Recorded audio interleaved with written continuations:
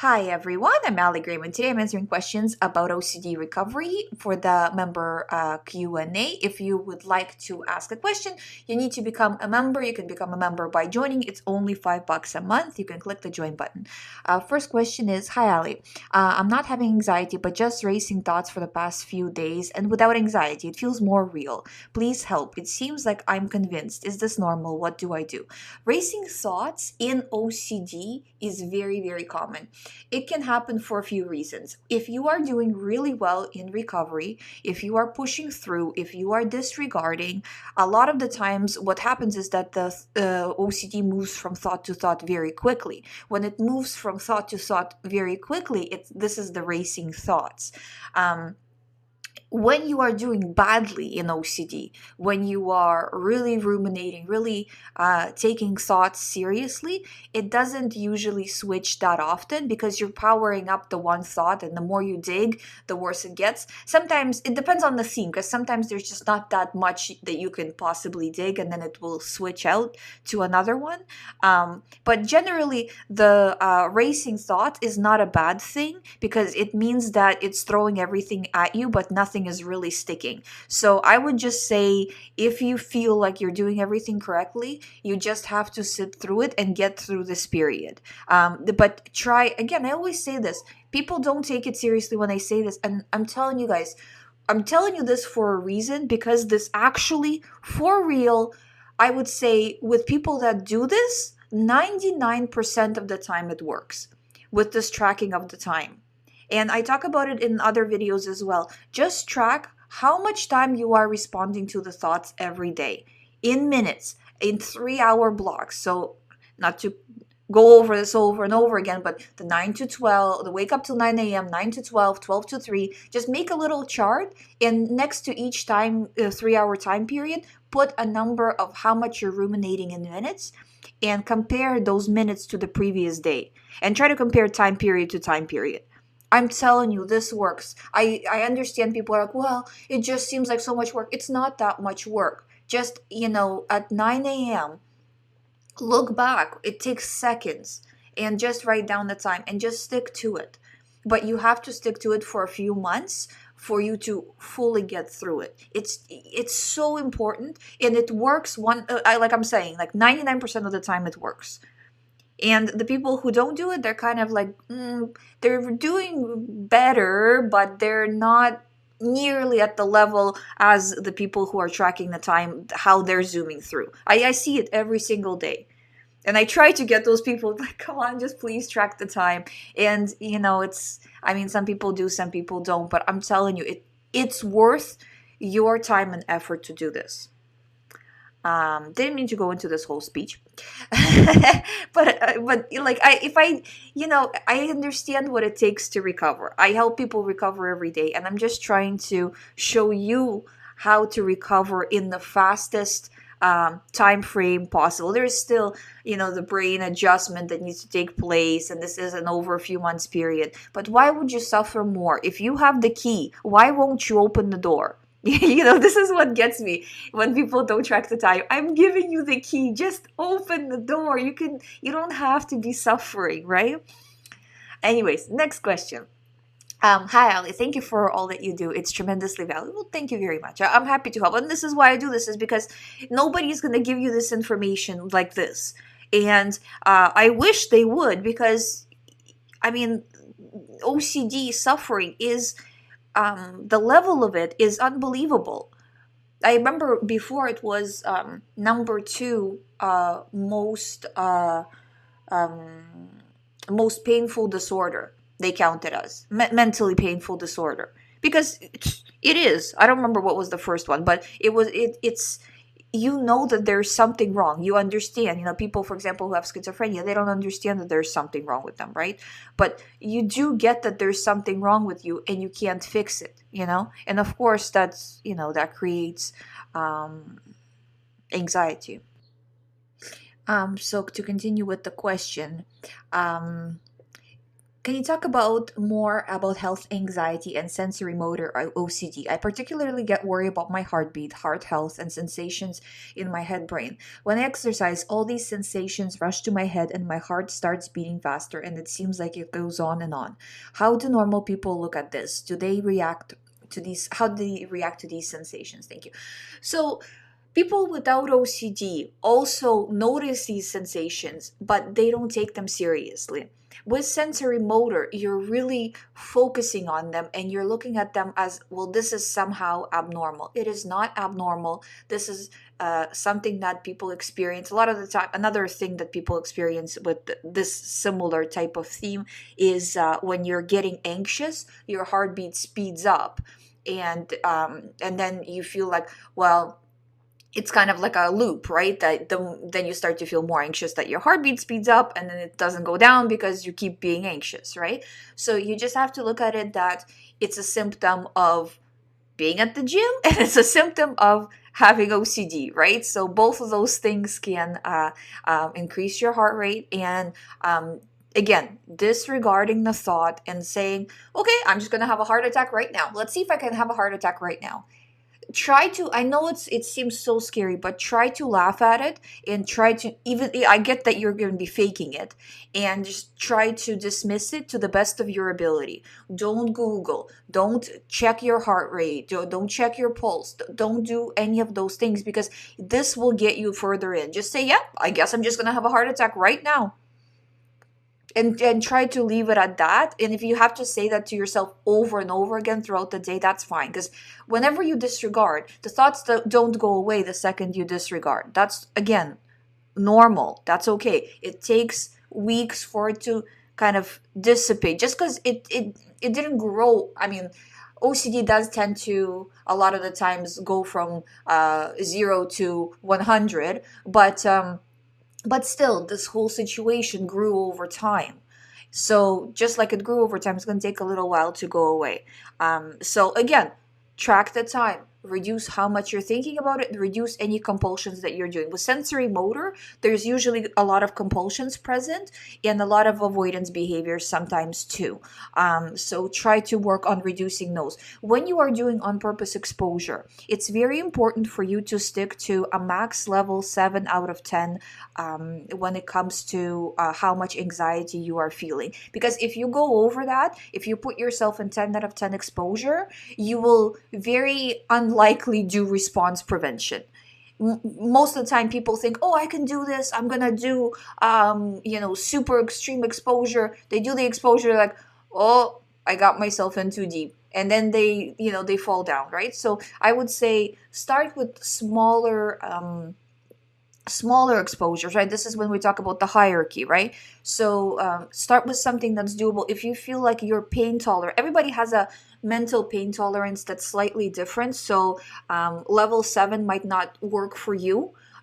So start with level 5 out of 10, see how you feel, and then go up to a doable disregarding number, right? That you will disregard afterwards. Also, this depends on how stressed you are in daily life. So 7 out of 10 exposure for somebody who is already at a 10 with life stress is probably a little much, right? So kind of assess your situation and do what works for you. Next question is, hi Ali, thank you so much for your helpful channel. People are so sweet here. Does OCD always touch important things?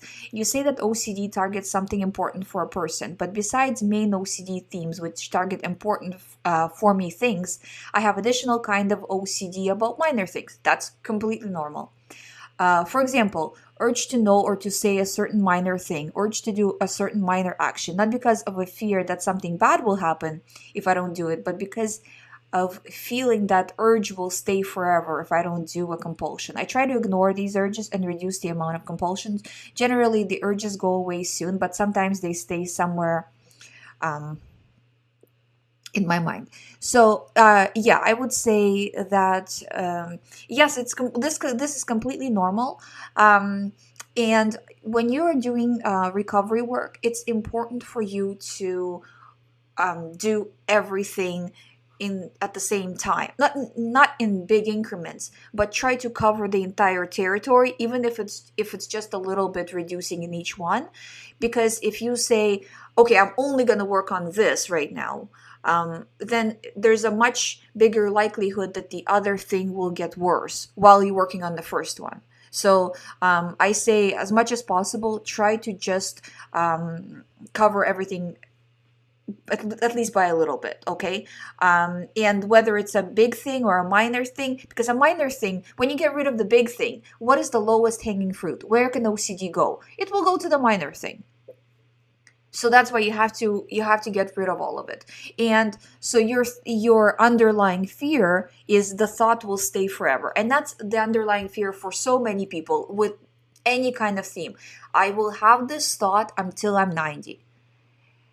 So, just look at it as like, nice try, OCD. How many thoughts did I have that I thought I would have this thought until I'm 90? I know personally, I've had probably thousands of thoughts that I thought, this one will stay until I'm 90. No, this one. No, this one. And, people are listening to this right now smiling because they know that they are dealing with the same thing. It's always a lie. Don't buy into the hype. It's always a lie. Next question. Hi, Ali. I just became a member and I have religious OCD. I also have problems with blurting things out. I'll get urges to blurt things out, and sometimes I actually do. It's not loud, but it's very quiet. These things are often blasphemous things towards God. All I want is to strengthen my relationship with God, so I know that these things I blurt out are not true, because are not true desires. Because if I were, then I wouldn't seek God.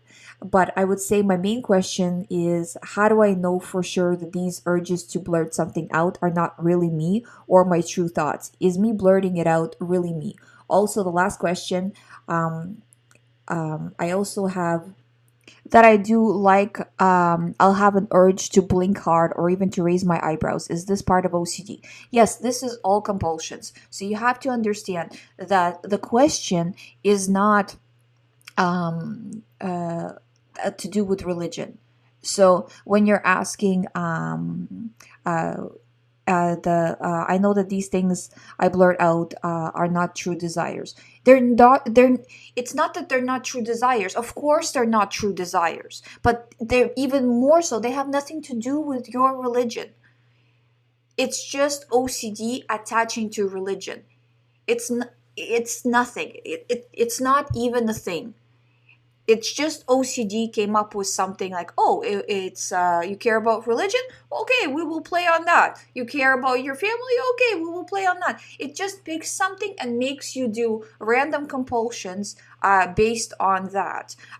So, for example, if you weren't religious and say you were very protective of your family, was really important, you were very protective of your family, it would have said, okay, you have now an urge to blurt things out that are negative things towards your family, for example. This is not a religious issue, and you really need to understand that. So you don't, because that's how it fools you, right? It takes something that you very much care about and turns it against you, and then you're trying to figure it out and all of this stuff. So it's just a choice. You absolutely have to choose to disregard. Next question is, hi Ali, I'm almost recovered. I can tell because the thoughts have reduced dramatically. On average, my anxiety level ranges from 0 to 2. You see, guys, I'm not making this up. You can recover from OCD. I have clients, most of my clients recover, some faster, some slower, but pretty much everybody recovers when they're doing this way of ERP with PUREO or with physical compulsions. But the thing is, you're not going to recover by wishing to recover. It's physical, mental work that you're going to do all the time. And the more you do this, the more recovery work you do every single day, the less you react, the more you push yourself to do real life things, the faster this is going to happen. But I'm telling you, it's not even that OCD recovery is possible. You just like you can recover from anything else if you put effort into it, actual effort. I'm still experiencing a couple of thoughts a day though, but they have become very ridiculous and don't make much sense a lot of the time. My question is, why am I still experiencing the thoughts, and how can I get rid of the last 3 to 5 minutes a day that I ruminate? Thank you for all that you do. Amazing. I'm happy to help. Okay, so this is, I mean, I'm going to go back to tracking of the time every single question, so it gets into people's subconscious that you need to track the time, because this is and please just listen to this, because this is exactly the situation why tracking of the time is so important. So when people first come to me, they're doing a lot of rumination, a lot of compulsion. Well, let's not talk about compulsions. Let's just talk about rumination. That they do a lot of rumination. When they track the time, it's like 400 minutes, 500 minutes.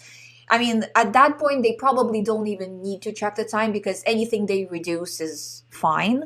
You know what I mean? Like they're gonna reduce just because there's so much to reduce from. But when a person, as they continue to progress through recovery from point A to point B, they get to a point such as where this question, what they're talking about, is where it's just a little bit. So usually people have a block at around 100 minutes a day. When I ask people to track the time, I ask people to track the time in six periods, which means 3 hour increments, right? Like from wake up to 9 a.m., that's 3 hours, 9 to 12, 12 to... So it becomes 6 periods in the course of a day, okay? I hope you're still with me, okay?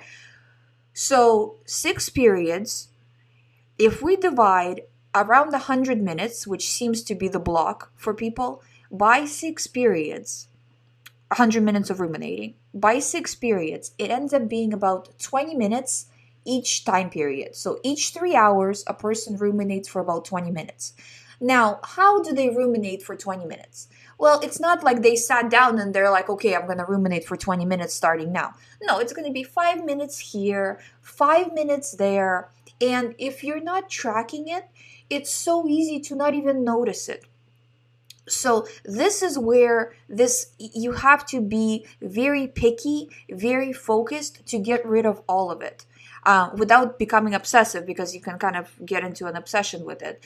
But very mindfully understanding that 5 minutes every, say, hour, let's say, right? Let's call it 15 minutes every 3 hour time period, right? That 5 minutes is what's keeping you trapped. Yes, you can live your life, you do things as normal, you probably don't feel like you have much of OCD anymore, but it is lurking. And if you're stressed out, if something stressful happens in your life, it can come back. So you gotta finish the process. Fully kill it. Don't leave it on life support, because that's kind of what you're doing, right? So going back to this question, I would track the time, because I think that I guarantee you that you will find that it's more than 3 to 5 minutes a day. I think it's 3 to 5 minutes every once in a while. Also, I think that maybe you might be ruminating 3 to 5 minutes about your specific theme, but you ruminating about why you are still experiencing the thoughts is a lot more than that, right? So at the end, probably 90% of the time, the last theme I see with people is worrying about worrying, OCD about OCD. When are the thoughts going to go away? So the person, and I can understand the impatience, obviously, but you have to understand that right now this impatience and this ruminating about OCD recovery is setting you back. So I'm telling you, it's going to take what it's going to take. But when you're tracking the time, this time that you're thinking about OCD, you have to include that in that time. It's very, very important, because otherwise you'll kind of keep being stuck in this place. So make the chart and just do it. You will see you'll come through it. This is just the last little bit cleanup. Next question. Hi, Ali. Great channel. I suffer from HOCD. Why do I still get intrusive thoughts even when I throw my hands up in the air and say, fine, I'm gay? Well, okay, because I think what's happening, and I see this with HOCD a lot as well, that the person will get OCD thought, right? So they'll say that the thought will be like, well, what if you're gay? And so the person starts to do recovery work instead of trying to figure it out, this and that. They say, okay, fine, I'm gay. And then when they say this, they're like, but the thought is not going away. This is exactly what you're describing, right? But the thought didn't go away. What does that mean? And then you fall into what does that mean again? So you didn't fall into it on the first round of what if you're gay, but you fell into it on the second round of why aren't the thoughts going away?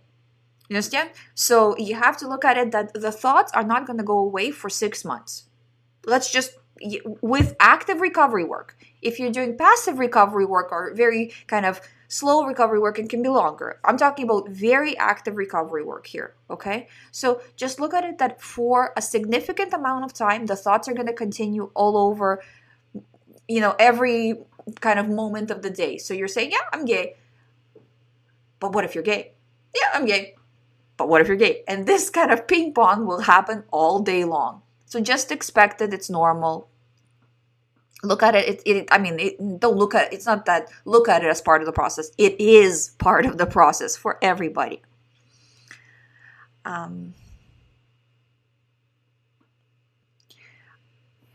Next question. Thank you so much for all that you do. Thank you. I'm doing it because I feel like I need to,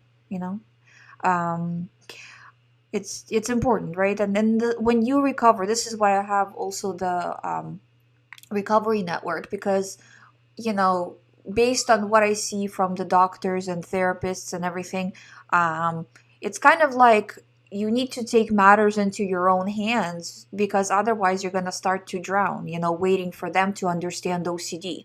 So who better to help somebody recover from OCD than a person who has A, had it, and B, overcome it, and knows about different themes and the ERP process and everything like that. Just because a person has a degree on the wall, how are they better? So if I were going through OCD recovery right now, not even 100%, 1,000,000%, I would tell you I would go with a coach. Not because I have the program, I'm just saying because it makes sense to go to a doctor who has studied it from a book for maybe, you have to understand, in medical school, they go over everything. So the amount of time that they actually specifically studied OCD is literally days. If not a day, because they don't have time to go over absolutely everything. There's just too much out there. So you have to understand that it's their knowledge lies not in books but in experience, and experience is a problem for doctors when it comes to OCD, because they just simply, unless they're kind of putting themselves out there as an OCD specialist, they're just not getting a lot of people coming through the door that have OCD. They're getting people with depression. They're getting people with, I'm talking about like psychologists, psychiatrists, right? They're getting people with family issues, those kinds of things. Those things they're experts in because they see it every day. Just like I'm an expert in OCD because I see OCD every single day, right? I talk to people, with it. But because they are a lot of the times not licensed, like they can't practice out of state, out of country, because again, they're bound by that, being a doctor, being a therapist, being licensed. When you're licensed only in that state. And then if you want to be licensed in another state, that's another license. So it very much, I think that's a mistake, because it very much limits their experience with it. They just don't have enough experience.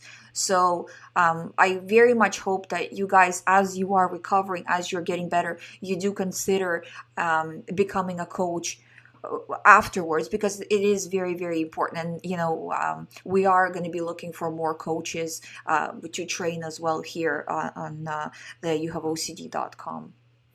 Anyways, I digress entirely.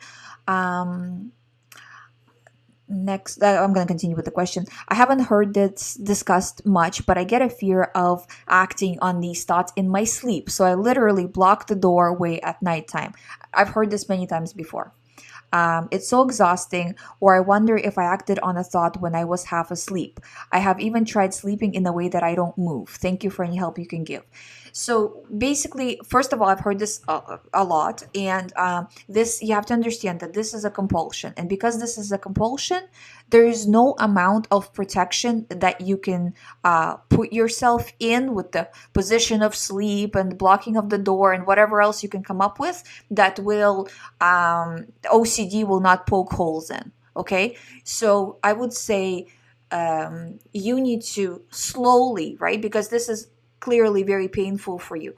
So slowly start coming out of it with reducing these protection barriers, right? And I would say, again, because I've experienced clients dealing with this, you have to go very slow with this because it is going to give you anxiety, right? So if you just unblock everything, then the next morning you'll wake up and you'll be like, for sure I did something, and then it will send you into a tailspin of 10 out of 10. I don't want you to be doing 10 out of 10 exposure. Try to do like literally 2 out of 10. So maybe when you block the door, block it just like a little tiny bit less, and then the next night more, and the next night more, and then continue that way. Next question. Can anger or pain result in harming thoughts? It's hard. I don't know exactly what you mean by that. If you can elaborate, I'm going to do part 2 tomorrow. Just to give you a brief overview that when a lot of the times when a person gets angry, say the person has an argument and they're afraid that, well, I was angry, I could have done something, or what if I'm angry again and I felt the urge and I feel like I could have done something. So that's normal OCD thinking, and you just have to be like, no, disregarding, don't care. Did I do something? No. Am I gonna? So far so good. So again, disregarding. But please elaborate more because I would like to answer in more depth.